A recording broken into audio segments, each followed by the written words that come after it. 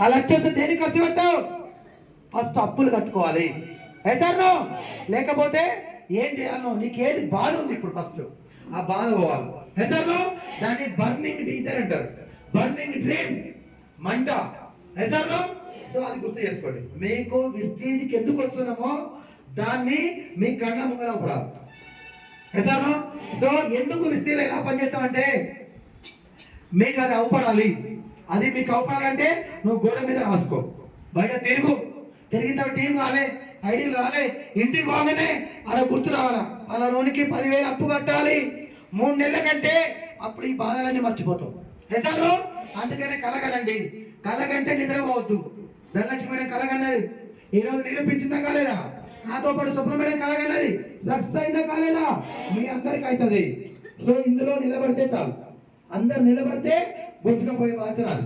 ఎసారు so ఎట్లా గుంజుకపోతాం అంటే ఈడికి వస్తే అందరికి లక్ష వస్తుంది, కారు వస్తుంది, 7 లక్షలు వస్తుంది.